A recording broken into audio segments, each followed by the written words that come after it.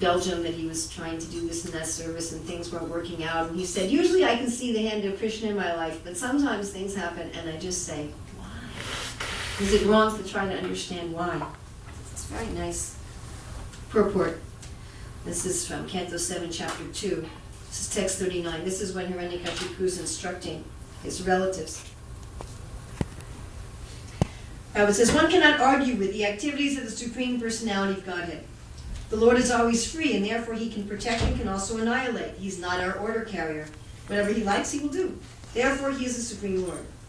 The Lord does not create this material world at anyone's request, and therefore he can annihilate everything merely by his will. That's his supremacy. If one argues, why does he act in this way? The answer is that he can do so because he's supreme. No one can question his activities. If one argues, what is the purpose of this sinful creation and annihilation? The answer is that to prove his omnipotence, he can do anything, and no one can question him. If he were answerable to us concerning why he does something and why he does not do something, his supremacy would be curtailed. In other words, that's the kind of thing you can do to a subordinate. If someone's your employee, if someone's your subordinate, you can say, why'd you do this? Or why didn't you do this? But you can't ask that of your superior. Otherwise, they're not your superior. If they have to answer to you, if they have to explain their behavior to you, how are they your superior?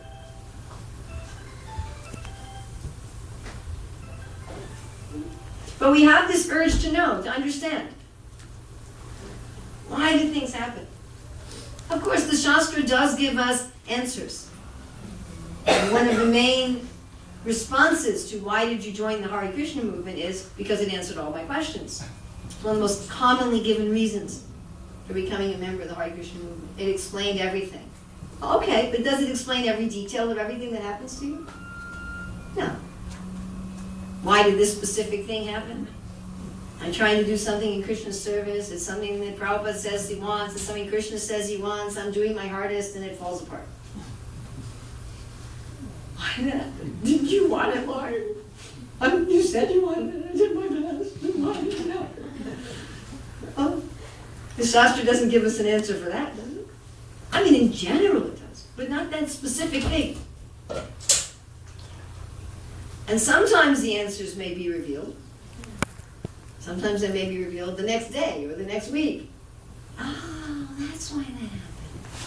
So I could be there and meet that person, and it would be a million times better, and right? Sometimes you understand it 10 years later. Oh, that's why that happened. That's why I broke my leg and was in the hospital, so I could meet this person who later on did this thing. Sometimes you never understand it. Sometimes you go your whole life like, why did that happen? Or why didn't that happen? This thing was supposed to happen. It didn't happen. And you can't really go to God and say, okay, tell me why it happened. Let's sit down. You sit down right here and you tell me. Why'd you do that? We try to do that, doesn't it? We go, come on. Why'd you do that, okay? It wasn't very nice. Really didn't appreciate that. And we find the pure devotees sometimes ask, Mother Soda's asking, why is this happening? The demigod's trying to bewilder me? No, I'm not important enough for that. Am I dreaming? I feel awake. Am I crazy? No, same. Is it my kid? No, he's just a kid. Why is it happening? Okay, I'm just offering this. I know what's happening. Dear Lord, please protect my son. I just simply offer everything to you.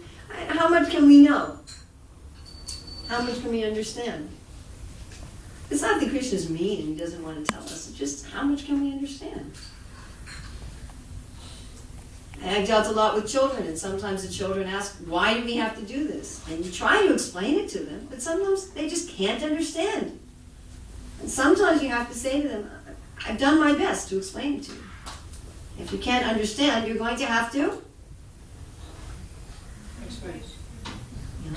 Except you're going to have to do what? Trust me. You have to trust me. Why can't I change my clothes 4 times a day? I have one granddaughter who wants to change her clothes 4 times a day. Darn, you can't do that. Why not? Because then your mommy has to do 4 times the amount of laundry for no reason. It takes a lot of water, it takes a lot of laundry soap, it's a lot of trouble for her. No, it's not. And you try, and you you spend 20 minutes, and then after a while, you just say, I'm really sorry, Tarani, that you don't understand this, but we're going to put the rest of your clothes up where you can't reach them, you know. I'm willing to not go through so many outfits every day. And she's frustrated, and she's thinking, you know, Grandma's mean. She's not going to let me do what I want. Why do I have to take this medicine? Why do I have to go to school? I had decided that as a teacher, that I should understand why I'm teaching everything that I'm teaching. That every single assignment that every single kid did better have a purpose or I shouldn't teach it. This is sometimes tough when you go to a school that has a government-mandated curriculum. I just had this experience in India. And they're showing me what they had to teach. You know, what's the difference between the rhizoplasm and the ecto this and I looked around at the teachers, I said, do any of you even remember this stuff? You all studied it, do you remember it?